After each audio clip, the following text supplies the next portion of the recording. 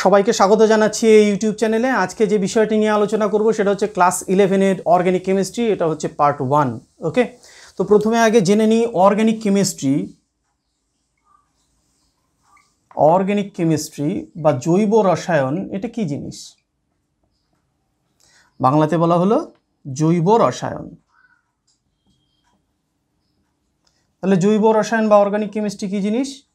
আমাদের বিজ্ঞানীরা যারা ছিলেন, পুরনো দিনের বিজ্ঞানীরা, তাদের ধারণা ছিল যে জীবদেহ থেকে, এই জৈব কথাটা এসেছে হচ্ছে জীব থেকে জৈব, ঠিক আছে? অর্থাৎ যেগুলো হচ্ছে জীবদেহ থেকে যৌগ উৎপন্ন হবে তাকেই বলা হবে জৈব যৌগ। যেমন ধরো আমাদের গাছে গ্লুকোজ জাতীয় খাদ্য, মানে শর্করা জাতীয় আমাদের খাদ্য তৈরি হয়, ঠিক আছে? তাহলে সেটাকে বলবো আমরা একটা জৈব যৌগ। যেমন ধরো C6H12O6, ঠিক আছে? এটা শর্করা জাতীয় খাদ্য, এটাকে আমরা বলবো হচ্ছে জৈব যৌগ, ঠিক আছে? একই রকমভাবে আমাদের মূত্রে কি পাওয়া যায়? ইউরিয়া কি? CONH2, ঠিক আছে? এটা হচ্ছে আমাদের ইউরিয়া। তাহলে এটাকে কি বলা হলো? জৈব যৌগ। ক্লিয়ার?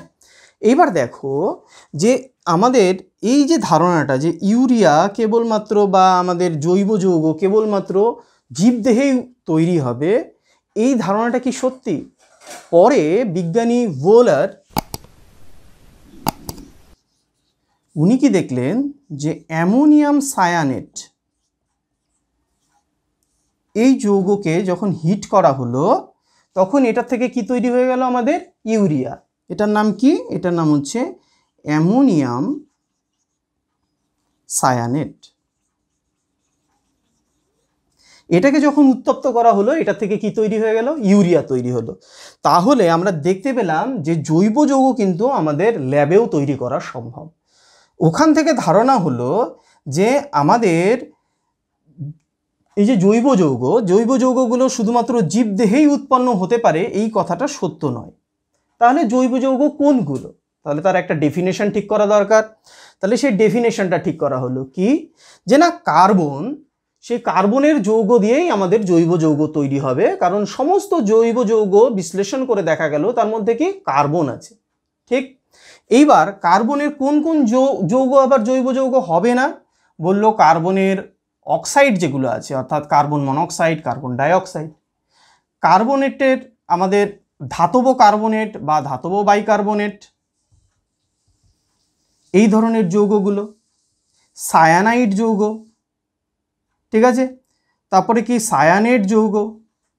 তাহলে এই ধরনের যৌগগুলো কিন্তু আমাদের জৈব যৌগের আন্ডারে আসবে না। ক্লিয়ার? এইবার জৈব যৌগ কিভাবে তৈরি হয়? আমাদের এত জৈব যৌগ আছে, এই জৈব যৌগগুলো কিভাবে তৈরি হয় তাহলে সেই জিনিসটা জানতে হবে। তাহলে সেই জিনিসটা জানার জন্য আমরা যেটা জানবো সেটা হচ্ছে কার্বনের একটা বিশেষ ধর্ম, যার নাম হচ্ছে ক্যাটিনেশন ধর্ম। তাহলে জেনে নিই ক্যাটিনেশন ধর্মটা কি। ওকে, এবার দেখো ক্যাটিনেশন ধর্ম কি? বললো যে ধর্মের জন্য কোনো একটি মৌল তাদের মধ্যে পরস্পর যুক্ত হয়ে বড় কোনো শৃঙ্খল, যেটা স্থায়ী শৃঙ্খল, সুস্থিত শৃঙ্খল, সেটা তৈরি করতে পারে, মানে পরপর যুক্ত হতে পারে। এই যে যুক্ত হয়ে যৌগ গঠন করার যে ক্ষমতা, সেটাই হচ্ছে আমাদের যে ধর্মটা, সেটার নামই হচ্ছে ক্যাটিনেশন ধর্ম। এবং ক্যাটিনেশন ধর্ম সব থেকে বেশি হচ্ছে যে মৌলটির, সেটার নাম হচ্ছে কার্বন কি করতে পারে? আমরা যেমন মানুষ, আমাদের দুটো হাত আছে, আমি আমার এই হাত দিয়ে একজনকে ধরতে পারলাম, এই হাত দিয়ে একজনকে ধরতে পারলাম, ঠিক আছে? ডান হাত দিয়ে একজনকে ধরলাম, বা হাত দিয়ে একজনকে ধরলাম। আবার সে যে ভদ্রলোক আমাকে ধরে আছে সে আবার আর একজনকে ধরলো, এরকমভাবে আমরা একটা বড় শৃঙ্খল তৈরি করতে পারি। একই রকমভাবে কার্বন কি করতে পারে? সিঙ্গেল বন্ডের মাধ্যমে পরস্পর এরকম যুক্ত হতে পারে, ঠিক আছে? পরপর যুক্ত হতে পারে। আবার ডাবল বন্ডের মাধ্যমে যুক্ত হতে পারে। ডাবল বন্ডের মাধ্যমে ধরো আরও যুক্ত হলো, এরকমভাবে যুক্ত হতে পারে। ধরো এখানে আমি আরও একটা ডাবল বন্ড দিয়ে দিলাম, এরকমভাবে যুক্ত হতে পারে। তাহলে এইরকমভাবে ডাবল বন্ডের মাধ্যমে পরপর যুক্ত হতে পারে। আবার ট্রিপল বন্ডের মাধ্যমেও যুক্ত হতে পারে। ধরো এইরকমভাবে যুক্ত হতে গিয়েছে, ঠিক আছে? ধরো এখানে ডাবল বন্ড ট্রিপল বন্ড আমি যদি মিশিয়েও বলতাম তাতেও হতো। ধরো একটা মিশিয়েই বলি, ঠিক আছে? তাহলে এইখানটাতে আমি এরকম দিলাম, এইখানে আবার দিলাম এইরকম, এইখানে কার্বন দিলাম, এরকমভাবে পরপর আমাদের ডাবল বন্ড ট্রিপল বন্ড মিশেও হতে পারে। আবার কেবলমাত্র ধরো ট্রিপল বন্ড হয়েও হতে পারে, এরকমভাবে পরপর যুক্ত হতে পারে, ঠিক আছে। তো এরকমভাবে কার্বন পরপর যুক্ত হতে পারে। এই যে যুক্ত হওয়ার যে ক্ষমতা বা ধর্ম, যে ধর্মের জন্য এরা এরকম পরপর যুক্ত হয়ে যৌগ গঠন করে, সেই ধর্মটাকে বলা হয় ক্যাটিনেশন ধর্ম। এবং মৌলগুলির মধ্যে সব থেকে বেশি যে মৌলের ক্যাটিনেশন ধর্ম রয়েছে সেটা হচ্ছে আমাদের কার্বনের। ক্লিয়ার? তাহলে দেখলাম কার্বন আমাদের সিঙ্গেল বন্ড তৈরি করতে পারে, ডাবল বন্ড তৈরি করতে পারে, ট্রিপল বন্ড তৈরি করতে পারে, করে অনেক সংখ্যক যৌগ তৈরি করতে পারে। বিভিন্ন ধরনের যৌগ আমাদের কিন্তু কার্বন তৈরি করতে পারে। তাহলে কার্বন যখন যৌগ গঠন করে, তাহলে যৌগ গঠন করতে হলে তার কি একটা যোজ্যতা থাকতে হবে। তাহলে এবার প্রশ্ন হচ্ছে কার্বনের যোজ্যতা কত, তাহলে সেইটা এবার আমরা বলবো, ঠিক আছে। এইবার কি বললাম, কার্বনের সমযোজ্যতা কত, 4। এবার কার্বনের যোজ্যতা 4 হয় কেন, চলো দেখে নিই। দেখো এটা হচ্ছে আমাদের কার্বনের ইলেকট্রন বিন্যাস। কার্বনের ইলেকট্রন বিন্যাস আমাদের সবার জানা আছে, 1s2 2s2 2p2। তাহলে এটাকে আমি যদি সুন্দর করে এঁকে ফেলি, যদি এইরকমভাবে আমরা রিপ্রেজেন্ট করি যে এটা 1s, তাতে দুটো ইলেকট্রন রয়েছে, এটা 2s, তাতে দুটো ইলেকট্রন রয়েছে, আর এটা হচ্ছে 2p, তাতে আমাদের দুটো ইলেকট্রন রয়েছে। এবার যদি ধরো এটাকে আমরা 2px বলি, এটাকে যদি আমরা 2py বলি, আর এটাকে যদি আমরা 2pz বলি, তাহলে এগুলো হয়ে গেল আমাদের 2p যে উপকক্ষ আছে তার কক্ষকগুলো, ঠিক আছে। এইবার এই যে ইলেকট্রনিক কনফিগারেশনটা লিখেছি, এটা হচ্ছে আমাদের ভূমিস্তর অবস্থার ইলেকট্রনিক কনফিগারেশন। অর্থাৎ এই ইলেকট্রন বিন্যাস হচ্ছে ভূমিস্তর অবস্থার ইলেকট্রন বিন্যাস, অর্থাৎ গ্রাউন্ড স্টেটের ইলেকট্রন বিন্যাস। এবার যখন কার্বন যৌগ গঠন করতে যায় তখন কি হয়, এক্সাইটেড হয়। এক্সাইটেড হলে কি অবস্থা দাঁড়ালো, এইখানকার যে ইলেকট্রন আছে 1s এর, এইখানকার ইলেকট্রন তো আর বন্ধনে অংশগ্রহণ করে না। তার কারণ বন্ধনে কারা অংশগ্রহণ করে, কোন সমস্ত ইলেকট্রন, যারা হচ্ছে যোজ্যতা ইলেকট্রন, অর্থাৎ যেটা বাইরের কক্ষ সেই কক্ষের যে ইলেকট্রন আছে সেই ইলেকট্রনগুলোই কেবলমাত্র যোজ্যতা মানে আমাদের বন্ধন গঠনে অংশগ্রহণ করে, ঠিক আছে। তাহলে এইখানটাতে আমাদের এই যে ইলেকট্রনগুলো আছে অর্থাৎ 2s এর একটা ইলেকট্রন কি হয়, এক্সাইটেড কন্ডিশনে এইখান থেকে, এটা ধরো 2px উপকক্ষ কক্ষক, এটা হচ্ছে 2py কক্ষক, এটা হচ্ছে 2pz কক্ষক। তাহলে এখানে তো একটা করে ইলেকট্রন ছিল, এবার এখান থেকে এক্সাইটেড হয়ে এখানে একটা ইলেকট্রন চলে এলো, ঠিক আছে, এটা বিক্রিয়া করার সময়। তাহলে আমরা এখানে কটা অযুগ্ম ইলেকট্রন দেখছি, 4টে, 1 2 3 4।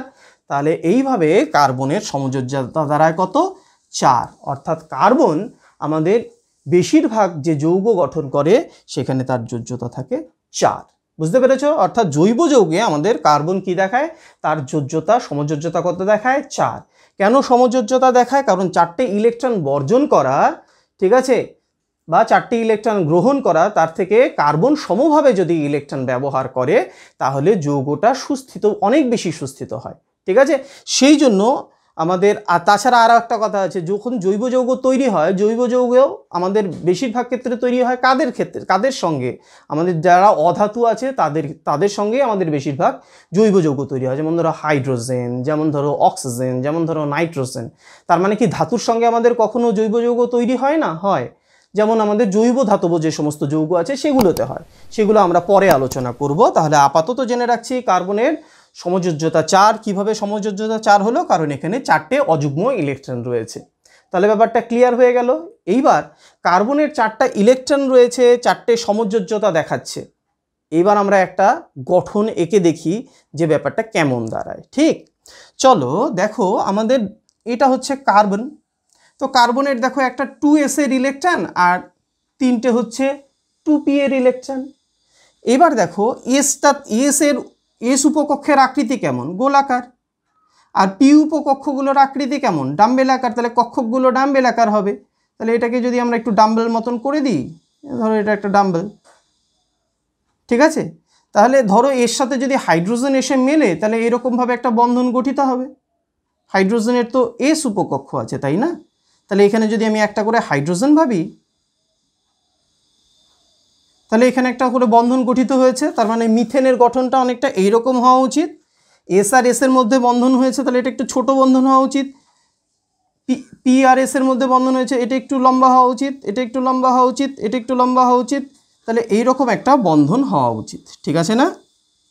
কিন্তু বিজ্ঞানীরা পরীক্ষা করে দেখলেন যে এই যে বন্ধনগুলো আছে এই সমস্ত বন্ধন একই দৈর্ঘ্য বিশিষ্ট এবং এদের শক্তিও এক। তাহলে কি করে হলো? হলো এইরকমভাবে যে এখানকার একটা এস আর এইখানকার তিনটে পি মিশে গিয়ে সংকরায়িত হয়ে sp3 আমাদের কক্ষ যেগুলো অরবিটাল সেগুলো তৈরি করলো, কক্ষকগুলো তৈরি করলো, ঠিক আছে? সংকরায়িত কক্ষক তৈরি হলো 4টে, ঠিক আছে? sp3 কটা তৈরি হলো? 4টে sp3 সংকরায়িত কক্ষক তৈরি হলো। এবার সেইগুলোর দৈর্ঘ্যগুলো একই রকম, সেই জন্য এখানে আমাদের যখন বন্ডগুলো গঠিত হলো তখন বন্ডগুলোর লেন্থও একই রকম হলো এবং শক্তিও একই রকমের হলো। এবার তাহলে কার্বন কি শুধুমাত্র sp3 সংকরায়িত হয়েই যৌগ গঠন করবে? উত্তর হচ্ছে না। তাহলে কীরকমভাবে সংকরায়িত হয়ে যৌগ গঠন করে? তাহলে সেই জায়গাটা দেখে নিচ্ছি। ওকে, এবার দেখো, ধরো এটা হচ্ছে আমাদের মিথেন। আমি বোর্ডের মধ্যে এটা আঁকছি, এদের মধ্যে অ্যাঙ্গেল কত দেখতে পাচ্ছি? 90 ডিগ্রি করে। এখন প্রশ্ন হচ্ছে এটা কি 90 ডিগ্রি হবে? একটু পরে উত্তর দিচ্ছি। নেক্সট আর একটা এক্সাম্পল দিচ্ছি।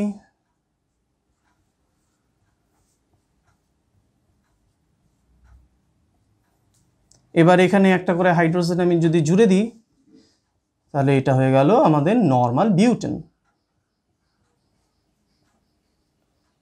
এই নর্মাল বিউটেন কি এরকম দেখতে? কেমন দেখতে দেখে নেব। নেক্সট হচ্ছে এইরকম আর একটা গঠন আমরা আঁকলাম। আচ্ছা, কেউ তো এটাকে এইরকমভাবেও আঁকতে পারতো, ধরো আমি জানি না, এইরকমভাবে আঁকলাম, আঁকতেই পারি। কারো মনে হলো এখানে একটা দেব, এখানে একটা দেব, তাহলে এটা কি ভুল হবে? সেটার উত্তর দেব। তারপরে ধরো এইরকম যদি একটা স্ট্রাকচার হয়, সেই স্ট্রাকচারটা কেমন হবে? আচ্ছা, যদি এইরকম একটা স্ট্রাকচার হয়,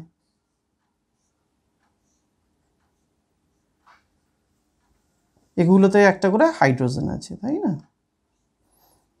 এটার নাম তোমরা জানো, এটার নাম কি? বেনজিন, ঠিক আছে? তাহলে এটার নাম হয়ে গেল আমাদের বেনজিন। এটা আমাদের কি? অ্যাসিটিলিন, আমি বাংলায় লিখে দিচ্ছি, ঠিক আছে? এটা হচ্ছে অ্যাসিটিলিন। এটা কি? এটা হচ্ছে আমাদের ইথিলিন বা ইথিন, ঠিক আছে? এটা ইউপিএসসি নাম বললাম, ইথিলিন তোমরা জানো, ডাকনাম একই। এবার এটার নাম কি? মিথেন। এটার নাম কি? নর্মাল বিউটেন, আমরা বিউটেন লিখে দিচ্ছি, বেশ। এবার ঘটনা হচ্ছে এগুলো দেখতে কেমন, কেন হয়, কিভাবে হয়, সেগুলোর উত্তর জানতে হবে। তাহলে সেই স্ট্রাকচারটা দেখব, ঠিক আছে? ওকে, ফার্স্ট মিথেন আমরা দেখে নিই। মিথেন এইরকম দেখতে, দেখো এর মধ্যে কিন্তু 90 ডিগ্রি অ্যাঙ্গেল নেই, আমি একটু তোমাদেরকে ঘুরিয়ে দেখাচ্ছি তাহলে বুঝতে তোমাদের সুবিধা হবে। এইটা হচ্ছে আমাদের, ধরে নিতে পারো মিথেন। যদি আমি এটাকে কার্বন ভাবি, ঠিক আছে, এটাকে রেখে নিচ্ছি। ধরো এটাকে যদি আমি কার্বন ভাবি, এগুলোকে যদি আমরা হাইড্রোজেন ভাবি, তাহলে এটা হচ্ছে কার্বন আর হাইড্রোজেনের মধ্যে বন্ধন, ঠিক আছে? তাহলে এরা কি করবে? পরস্পর থেকে এতটা দূরত্বে থাকতে চাইবে যাতে এদের মধ্যে এই বন্ধনের যে ইলেকট্রন, আমরা জানি একটা বন্ধনে দুটো করে ইলেকট্রন থাকলে তাদের মধ্যে বিকর্ষণ হবে, তো সেই বিকর্ষণগুলো আমাদের সব থেকে যখন কম হবে সেই দূরত্বে ওরা থাকতে চাইবে। এবং বিজ্ঞানীরা ক্যালকুলেশন করে দেখলেন এই অ্যাঙ্গেলটা হচ্ছে 109 ডিগ্রি 28 মিনিট। কত ডিগ্রি? 109 ডিগ্রি 28 মিনিট, ঠিক আছে? তাহলে এইখানটাতে আমাদের স্ট্রাকচারটা দেখে মোটামুটি ব্যাপারটা ক্লিয়ার হয়ে যাচ্ছে যে হ্যাঁ এরকম স্ট্রাকচার। এবার এই স্ট্রাকচার নিয়ে আমরা আবার ডিটেলসে কথা বলবো। এবার চলো আমরা ইথিলিনের স্ট্রাকচারটা দেখে নিই একবার। ওকে, দেখো এইটা হচ্ছে ইথিলিন, এই যে ডাবল বন্ড, এখানে কার্বন, এই কার্বন আর হাইড্রোজেনের মাঝখানে একটা বন্ড, এখানে একটা বন্ড, এখানে একটা বন্ড, অনেকটা এইরকম স্ট্রাকচার হয়েছে, দেখো এই যে এইটা স্ট্রাকচারটার মতন, ঠিক আছে? তাহলে এইরকমভাবে আমাদের কি হয়? ইথিলিন তৈরি হয়, ঠিক আছে? এটা একটা প্লেনে এরকমভাবে রাখা যায়। দেখো দেখো মিথেনের ক্ষেত্রে কিন্তু আমরা ওই রকমভাবে একটা প্লেনে রাখতে পারছিলাম না, তাই না? দেখো এগুলো একটা প্লেনে এরকমভাবে থাকছে না, থাকছে কি? তিনটেকেও আমরা একটা প্লেনে রাখতে পারছি না, ঠিক? তাহলে আমাদের ব্যাপারটা কি দাঁড়ালো, যে এইটা হচ্ছে আমরা বলবো প্ল্যানার স্ট্রাকচার, আর এইটাকে বলা হয় চতুস্তলকীয় গঠন, ইংরেজিতে বলে টেট্রাহেড্রাল, ঠিক আছে, টেট্রাহেড্রাল স্ট্রাকচার। আর এইটা কিন্তু আমাদের একটা প্ল্যানার স্ট্রাকচার। কীরকম প্ল্যানার? ট্রায়াগোনাল প্ল্যানার। তো সেটা ট্রায়াগোনাল প্ল্যানার কীভাবে হলো? এইখান থেকে এটার অ্যাঙ্গেল 120 ডিগ্রি, এটার থেকে এটার অ্যাঙ্গেল 120 ডিগ্রি, এখান থেকে এটা 120 ডিগ্রি, তাহলে এটাকে বলা হয় ট্রায়াগোনাল প্ল্যানার। তাহলে ত্রিকোণীয় সমতলীয় গঠনটা, ঠিক আছে। অর্থাৎ এই যে এখানে, আচ্ছা এক্ষেত্রে বলে দিচ্ছি, এই কার্বন যখন সিঙ্গেল বন্ড তৈরি করে তখন এদের হাইব্রিডাইজেশন হয় sp3 হাইব্রিডাইজেশন, অর্থাৎ এই কার্বনটার হাইব্রিডাইজেশন হচ্ছে sp3 হাইব্রিডাইজেশন। আবার এইখানে দেখো ডাবল বন্ড তৈরি হয়েছে, এই কার্বনটার হাইব্রিডাইজেশন হচ্ছে sp2, এটারও একই রকমভাবে sp2 হাইব্রিডাইজেশন। যখন ট্রিপল বন্ড তৈরি করে তখন এদের হাইব্রিডাইজেশন sp, অর্থাৎ এটার sp হাইব্রিডাইজেশন, এই কার্বনটাও sp হাইব্রিডাইজড, অর্থাৎ একটা s একটা p মিলে আমাদের যৌগ তৈরি হয়েছে। আর যে আনহাইব্রিডাইজড দুটো p অরবিটাল ছিল সেগুলো পাশাপাশি ওভারল্যাপের ফলে এখানে দুটো পাই বন্ড তৈরি হয়েছে। এখানে আমাদের p আর একটা কোথায় গেল, সেই পিটা কি করলো, পাশাপাশি অভিলোপনের ফলে আর একটা পাই বন্ড তৈরি করলো। তাহলে আমাদের এখানে sp2 কটা ছিল? তিনটে, 1 2 3, আর ধরো একটা পাই বন্ড আছে, তাহলে ওইটা কিভাবে তৈরি হলো? এখানে যেটা আনহাইব্রিডাইজড p ছিল সেখান থেকে এখানে p আর p পাশাপাশি ওভারল্যাপ হলে পরে আমাদের পাই বন্ড তৈরি হয়, এখানে পাই বন্ড তৈরি হলো। যদি বুঝতে অসুবিধা হয় কমেন্ট সেকশনে আমাকে জানাও, আমি ডিটেলসে আবার বলে দেবো, ঠিক আছে।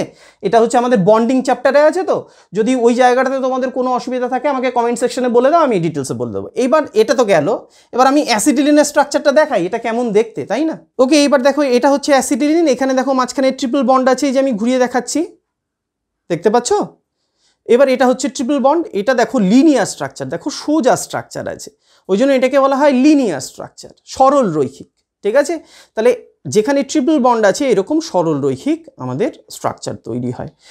আর এটা হচ্ছে চতুস্তলকীয়, এটা হচ্ছে ত্রিকোণীয় সমতলীয় স্ট্রাকচার, ঠিক আছে।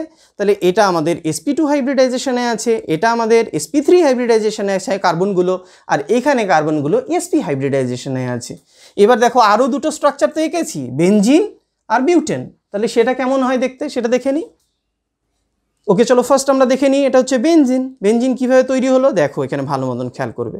এখানে দেখো কার্বন কার্বনের মধ্যে একটা ডাবল বন্ড হলো, তারপরেরটাতেই দেখো কার্বন কার্বন সিঙ্গেল বন্ড, আবার দেখো ঘুরিয়ে দিয়েছি কার্বন কার্বন ডাবল বন্ড, আবার কার্বন কার্বন সিঙ্গেল বন্ড, আবার কার্বন কার্বন ডাবল বন্ড। এইরকমভাবে আমাদের কি তৈরি হয়ে গেল? বেনজিনের স্ট্রাকচার, অর্থাৎ C6, অর্থাৎ কার্বন আছে 6টা আর H আছে 6টা, তাহলে C6H6 এইরকমভাবে আমাদের কি তৈরি হয়? বেনজিনের স্ট্রাকচার তৈরি হয়, বুঝতে পারলে? এখানে প্রত্যেকটা কার্বন হচ্ছে আমাদের sp2 সংকরায়িত, ঠিক আছে, এখানকার প্রত্যেকটা কার্বন আমাদের sp2 সংকরায়িত হলো। এবার আমরা বিউটেনেরটা দেখছি। এবার দেখো এটা হচ্ছে বিউটেনের স্ট্রাকচার, তাহলে আমরা প্রথম থেকে দেখি CH3, অর্থাৎ এই পাশের যে কার্বনটা আছে তার সঙ্গে 3টে হাইড্রোজেন আছে, তোমরা দেখতে পাচ্ছ এই 1 2 3 এই কার্বন, তার সাথে একটা সিঙ্গেল বন্ড হলো, এই কার্বনটার সাথে দুটো হাইড্রোজেন আছে, এই আবার সিঙ্গেল বন্ড, আবার এই কার্বনটার সাথে দুটো হাইড্রোজেন, এই একটা আবার সিঙ্গেল বন্ড, এই যে এখানে সিঙ্গেল বন্ড আছে, এইখান থেকে এই কার্বনের সঙ্গে আবার 3টে হাইড্রোজেন 1 2 এবং 3, তাহলে এইরকমভাবে অ্যাকচুয়ালি স্ট্রাকচারটা থাকে। তাহলে আমরা কীভাবে স্ট্রাকচারগুলো আঁকবো সেটাও আমাদের জানা দরকার। তাহলে এইবার আমরা শিখবো অ্যাকচুয়ালি স্ট্রাকচারগুলো কিভাবে আমাদের খাতাতে লিখতে হয়, তাহলে সেই জায়গাটা এখন শিখবো। ওকে, এইবার দেখো আমাদের গঠনগুলো কিভাবে আঁকবো। তো প্রথম গঠন আঁকানোর জন্য প্রথমে কি আসলো? ইলেকট্রন ডট গঠন,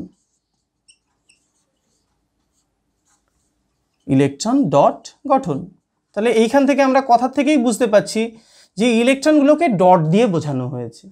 যেমন ধরো মিথেন, এটার নাম মিথেন CH4। এবার এটাকে কিভাবে আঁকবো? বললো কার্বনের 4টে ইলেকট্রন, 1 2 3 4, আর প্রত্যেকটা হাইড্রোজেনের একটা করে ইলেকট্রন আছে।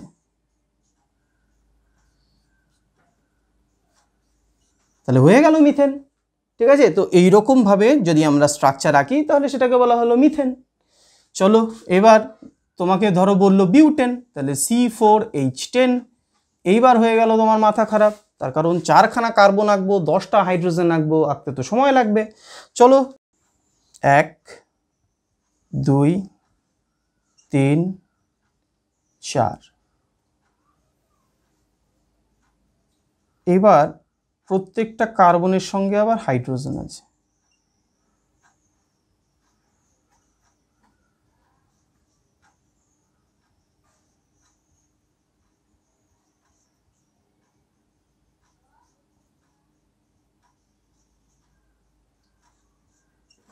তাহলে হয়ে গেল বিউটেন, বিউটেনের ইলেকট্রন ডট সংকেত। তাহলে নেক্সটটা শিখি কিভাবে সেটাকে লিখব। এবার ড্যাশ সংকেত।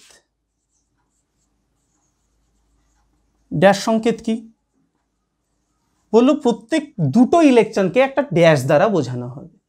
এবার প্রত্যেক দুটো ইলেকট্রন দিয়ে একটা করে বন্ড হয়। যেমন ধরো আমরা একই রকমভাবে যদি C4H10কে এবার আঁকি, দেখি একটু তাড়াতাড়ি হয় কি না।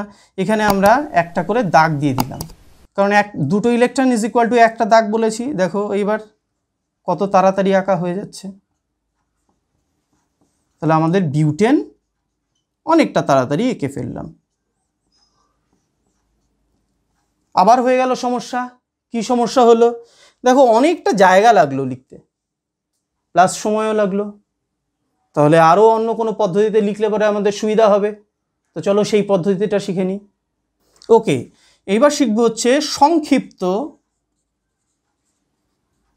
গঠন সংকেত, অর্থাৎ কনডেন্স স্ট্রাকচারাল ফর্মুলা। এই কনডেন্স স্ট্রাকচারাল ফর্মুলাটা কি? দেখো আমাদের এটা ছিল বিউটেন C4H10। কিভাবে লিখেছিলাম? লিখেছিলাম এইরকমভাবে, ঠিক আছে?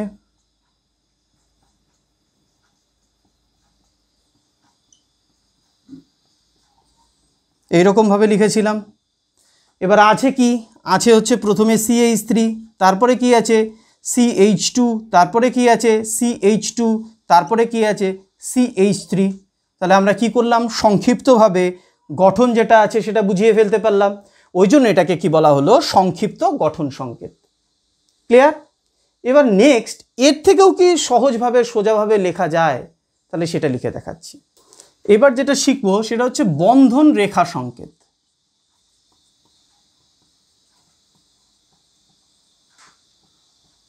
Bond line formula. Bond line formula কি? দেখো এটা ছিল বিউটেন, এটা হচ্ছে ওর মলিকুলার ফর্মুলা, অর্থাৎ আণবিক সংকেত। তো এটা সংক্ষেপে লিখেছি, কিন্তু এর গঠন কেমন বুঝতে তো পারছি না। তখন আমরা কি শিখলাম? ড্যাশ সংকেত। আর ইলেকট্রন ডট গঠন যেটা আছে, ইলেকট্রন ডট সংকেত, সেটা লিখছি না, হ্যাঁ, ওটা লিখতে অনেকটা সময় যাচ্ছে। তো এইটা হচ্ছে আমাদের ড্যাশ ফর্মুলা।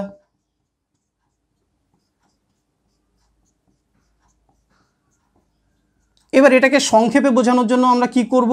কার্বনগুলোকে ডট দিয়ে বোঝাবো, আর কার্বনের মাঝখানের বন্ডগুলো দেখাবো, কোনো হাইড্রোজেন লিখবো না। কেমন? যেমন এটাকে লিখবো এই এই এই, বুঝতে পেরেছ? তাহলে এই জায়গাটাতে দেখো, এইটা একটা কার্বন, এইটা একটা কার্বন, এইটা একটা কার্বন এবং এইটা একটা কার্বন। তাহলে এখানে 4টা কার্বন রয়েছে। এই কার্বনের কটা হাত? এই একটা হাত। তাহলে কটা হাইড্রোজেন রয়েছে? 3টে। তাহলে এখানে তুমি এটাকে বলা হয় বন্ধন রেখা সংকেত। এটা থেকে তুমি এখানে চলে যেতে পারছো, কি লিখতে পারছো? এটার জন্য লিখতে পারছো CH3, কারণ একটা বন্ড আছে, তাহলে হাইড্রোজেন 3টে আছে।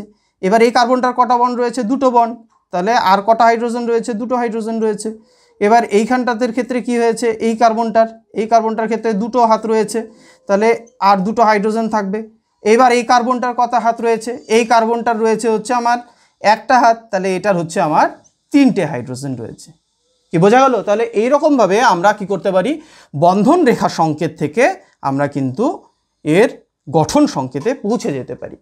তার মানে এইরকমভাবে লিখছি। আচ্ছা, এবার অনেকে প্রশ্ন করতে পারে, স্যার এইরকমভাবে না লিখে আমি যদি ধরুন এটাকে এইরকমভাবে লিখি, তাহলে সেটা কতটা যুক্তিযুক্ত হবে? কেউ আবার অন্য রকমভাবেও বলতে পারতো, যে ধরুন স্যার এইরকমভাবে লিখলাম, ঠিক আছে? এখানেও তো 4টে পয়েন্টই আছে, এই 1, 2, 3, 4টে, ঠিক আছে? এখানেও 4টে পয়েন্টে 1, 2, 3, 4, 4টে পয়েন্ট আছে। তাহলে কোনটাকে আমরা সব থেকে ভালো বলবো? তাহলে চলো আমরা স্ট্রাকচারটা দেখেই নিই। এটা বিউটেন আমরা এঁকেছি, তাহলে বিউটেনের স্ট্রাকচারটা দেখে নিই, তাহলে তোমাদের কাছে ব্যাপারটা একেবারে ক্লিয়ার হয়ে যাবে। ওকে, এবার দেখো ফার্স্ট যেটা স্ট্রাকচারটা আছে সেই স্ট্রাকচারের সাথে আমরা মিলিয়ে এটাকে আঁকি। দেখো এইখানটাতে আমরা বলেছি CH3 আছে, এইখানটাতে বলেছি CH2 আছে, এইখানটাতে বলেছি CH2 আছে, আর এইখানটাতে বলেছি CH3 আছে। তাহলে দেখো এইখানটাতে ধাক্কাধাক্কি আমার সব থেকে কম। দেখো এই হাইড্রোজেনগুলো দূরে দূরে আছে, ধাক্কাধাক্কি কম। এবার এইরকম একটু স্ট্রাকচারটাকে বানাচ্ছি, এই দেখো ঘুরিয়ে নিয়ে এইরকম বানাচ্ছি। তাহলে এইখানে একটা কার্বন, তারপরে CH2 এখানে। তাহলে এই যে হাইড্রোজেনগুলো আছে, এটা যদি ধরো এইরকমভাবে ঘুরে থাকতো, তাহলে এইদিকে ধাক্কাধাক্কি হতো তো, তাহলে এই স্ট্রাকচারটা আনস্টেবল হতো। বুঝতে পেরেছো? তাহলে এই ধরনের স্ট্রাকচারটা এর থেকে তো কম স্টেবল, তাহলে এরকমভাবে লেখাটা উচিত হবে না, কারণ আনস্টেবল ফর্মেটে আমরা কিছু লিখব না।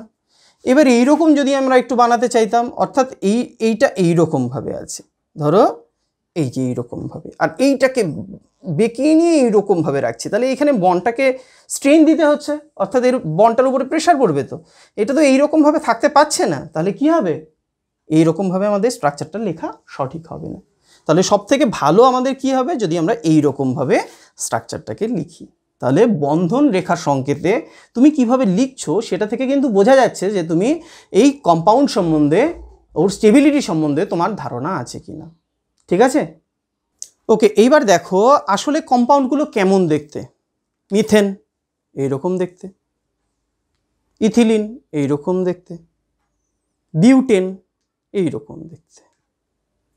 ঠিক, তাহলে ত্রিমাত্রিক গঠন এদের কেমন সেটা আমরা খাতার মধ্যে বা বোর্ডে কিভাবে লিখব, তাহলে সেটা এখন তোমাদেরকে আমি শেখাবো। ঠিক আছে, তাহলে সব থেকে ছোট আমি কম্পাউন্ড নিয়ে স্টার্ট করছি, মিথেন। ঠিক আছে, এই মিথেনে দেখো আমাদের একটা কার্বন আর 4টে হাইড্রোজেন রয়েছে, তাহলে এটাকে কি এরকমভাবে লেখা হবে, তো এটাকে আমরা ওয়েজ প্রজেকশনে লিখব। এবার ওয়েজ প্রজেকশন কি, এখানে বলা হয়েছে যে ধরো এই মিথেনটা আছে, এই স্ট্রাকচারটাকে, এর দুটোকে দেখো তুমি একটা তলের মধ্যে রাখতে পারছো। এই দেখো এই হাতের তলে আমি এটাকে রেখেছি, তাহলে একটা কি গেল নিচের দিকে গেল, একটা উপরের দিকে গেল। আবার একই রকমভাবে যদি এই দুটোকে রাখো, তাহলে আবার একটা নিচের দিকে গেল, একটা উপরের দিকে গেল, এই দুটো যদি আমাদের তলে থাকে। আবার এই দুটোকে যদি আমি তলে রাখি, তাহলে আবার একটা উপরের দিকে গেল, একটা নিচের দিকে গেল। ঠিক আছে, তাহলে এইটাকে আমাদের এইরকমভাবে লেখে, এই কার্বন আমাদের নর্মাল যে লাইন, এই লাইনগুলোকে বলা হয় অন দ্য প্লেন। ঠিক আছে, অর্থাৎ এই দুটো লাইন কোথায় ছিল, প্লেনের মধ্যে ছিল, এই বন্ড দুটো। তাহলে সেই জন্য এটাকে এইরকমভাবে লেখে। তাহলে এই বন্ডটা আর এই বন্ডটা, এই বন্ডগুলোকে বলা হয় অন দ্য প্লেন, অর্থাৎ এই বন্ডগুলো আমাদের অন দ্য প্লেনে আছে। ওকে, এবার তারপরে কি হলো, এই দুটোকে যদি অন দ্য প্লেনে রাখি, তাহলে একটা নিচের দিকে গেল, এটাকে বলা হয় বিলো দ্য প্লেন। তাহলে এটাকে আমাদের ডট ডট ডট ডট এইরকমভাবে লেখা হয়। তাহলে এই বন্ডটাকে বলা হলো below the plane, below the plane. Okay, আর এইটাকে বলা হলো ওপরের দিকের যেটা, সেটাকে এই রকমভাবে লেখে, এটাকে আমি একটু কালার করে দিচ্ছি, বইয়ের মধ্যে এরকম কালার করা থাকবে। ঠিক আছে, আমি যেভাবে প্রথমে লিখেছিলাম ওইভাবে লেখা যাবে। এইটাকে বলা হলো, এটা প্লেনের ওপরের দিকে আছে, ওই জন্য এটাকে বলা হলো অ্যাবভ দ্য প্লেন।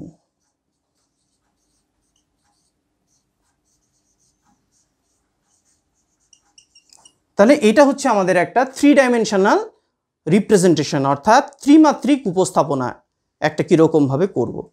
এরপরে আমরা আরও বিভিন্ন রকম প্রজেকশন ফর্মুলা পড়ব, যেমন নিউম্যান প্রজেকশন, তারপরে শহর্স প্রজেকশন, ফিশার প্রজেকশন। তো এই প্রজেকশনগুলো আমরা পরে ডিটেলসে আলোচনা করব। ঠিক আছে, এইবার আমাদের স্ট্রাকচার সম্বন্ধে ক্লিয়ার হয়ে গেল, স্ট্রাকচার কী জিনিস, কীরকমভাবে আসে, কার্বনের 4টে বন্ধন কীরকমভাবে হলো, কেন 4টে বন্ধন সমান হলো, কেন তাদের বন্ধন শক্তি সমান হলো, সমস্ত কিছু সম্বন্ধে আমার একটা ক্লিয়ার কাট আইডিয়া হলো। বন্ধনগুলোকে কিভাবে লিখব, স্ট্রাকচারগুলোকে কিভাবে লিখতে হয়, সেটা কেমন দেখতে হয়, তাদের হাইব্রিডাইজেশন কি। এবার সেই হাইব্রিডাইজেশনের একটা পরীক্ষা আমরা এইখানে আপাতত একবার করে নিচ্ছি, করে নিয়ে তোমাদেরকে কিছু কোয়েশ্চেন আমি দিয়ে দেব, সেই কোয়েশ্চেনগুলোর অ্যান্সার তোমরা আমাকে কমেন্ট সেকশানে জানিয়ে দেবে। ঠিক আছে, বা তোমরা ওই আমি যে কোয়েশ্চেনটা তোমাকে দেবো সেখানে তোমার অ্যান্সার জানানোর মতন অপশান থাকবে। ঠিক আছে, মানে তুমি কটা কারেক্ট করেছো সেটা আমি দেখে নিতে পারবো। তোমরা শুধুমাত্র ফর্মটাকে ঠিকঠাকভাবে ভরে দেবে, তাহলে আমি দেখে নিতে পারবো। আমি কিছু কোয়েশ্চেন দিয়ে দেবো, সেটার উত্তর তোমরা যত তাড়াতাড়ি সম্ভব করে দেবে এবং কতটা সময় নিয়েছো সেটা লিখে দেবে। তাহলে এটা হয়ে গেল। এবার আমি এখানে একটু প্র্যাকটিস করিয়ে দিচ্ছি, কার হাইব্রিডাইজেশন কি সেই জায়গাগুলো একটু শিখে নিচ্ছি। ওকে, ফার্স্ট অফ অল আমি একটা ধরো কম্পাউন্ড লিখছি, এইরকম একটা কম্পাউন্ড, ধরো এইরকম একটা আমাদের কম্পাউন্ড আছে।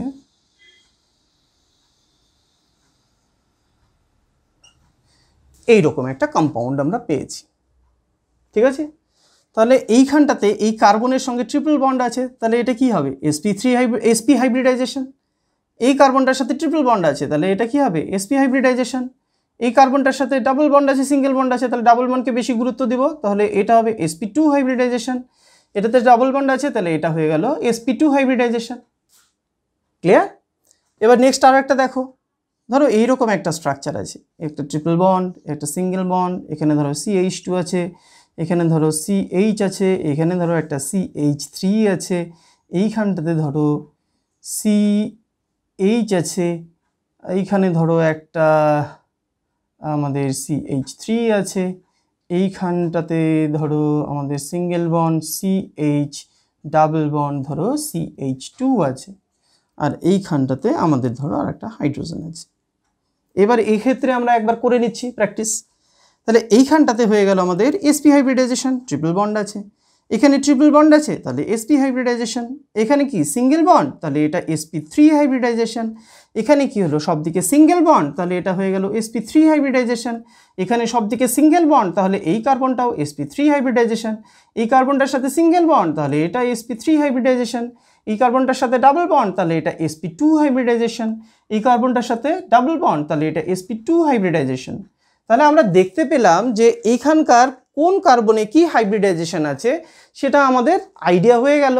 এবার এই আইডিয়ার উপরে বেস করে কিন্তু আমাদের নিটে, জেই, মেইনে এবং অন্যান্য যে কম্পিটিটিভ এক্সামগুলো আছে সেগুলোতে কিন্তু প্রত্যেকবারই প্রায় প্রশ্ন আসে। ফলে এই জায়গাটা কিন্তু তোমাদের সঠিকভাবে ক্লিয়ার থাকতে হবে, অর্থাৎ কনসেপশন যদি তোমাদের ক্লিয়ার থাকে তাহলে এই জিনিসগুলো তোমরা করতে পারবে। এবার দেখো, এইখানে যদি তোমাদের কোনো রকম কোনো সমস্যা থাকে তাহলে সেটা প্র্যাকটিস করানোর জন্য আমি কিছু তোমাদের প্রশ্ন দিয়ে দিচ্ছি, সেই প্রশ্নগুলোর অ্যান্সার তোমরা আমাকে করে পাঠিয়ে দাও। ঠিক আছে? কীভাবে পাঠাবে একদম সব ডিটেলস ডেসক্রিপশানে আমি এখনই তোমাদেরকে বলে দিচ্ছি। ডেসক্রিপশানে যে লিঙ্কটা দেওয়া থাকবে সেই লিঙ্কে ক্লিক করবে। ঠিক আছে? সেই লিঙ্কে ক্লিক করলে তোমাদের সামনে একটা পেজ ওপেন হবে। সেই পেজের মধ্যে তোমাদের কিছু ইনফরমেশান লিখতে হবে, যেমন তোমার নাম, যেমন তোমার স্কুলের নাম, ঠিক আছে, তোমার ইমেল আইডি, তুমি এই উত্তরটা করতে কতটা সময় নিয়েছো, এরকম কিছু ম্যান্ডেটরি ফিল্ড থাকবে, সেগুলোকে ফিল আপ করবে। করে নিয়ে তোমার যে প্রশ্ন থাকবে তার কিছু উত্তর থাকবে, সেই উত্তরগুলোকে তুমি ক্লিক করবে।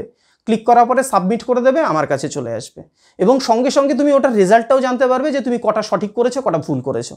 তাহলে ব্যাপারটা ক্লিয়ার হয়ে গেল। এবার ডেসক্রিপশানে তোমরা দেখে নাও, আমি ওখানে লিঙ্ক দিয়ে দিচ্ছি, কিন্তু মনে রাখবে লিঙ্কটা শুধুমাত্র একদিনের জন্যই অ্যাক্টিভ থাকবে, অর্থাৎ শুধুমাত্র কালকের জন্য অ্যাক্টিভ থাকবে। তাহলে এই জায়গাগুলো প্র্যাকটিস করার জন্য তুমি নিয়মিত যদি ফলো না করো আমাকে, তাহলে কিন্তু এই প্রশ্নগুলোর উত্তর তুমি করতে পারবে না, প্র্যাকটিসটা তোমার কম হবে। তাহলে আশা করি আজকে যেটা পড়ানো হয়েছে তোমরা সব বুঝতে পেরেছো। যদি কোনো অসুবিধা হয় কমেন্ট সেকশনে জানাও, দরকার হলে ভিডিওটি বন্ধুদের সাথে শেয়ার করো, তারাও কিছু শিখতে পারবে। ভিডিওটি দেখার জন্য অনেক ধন্যবাদ।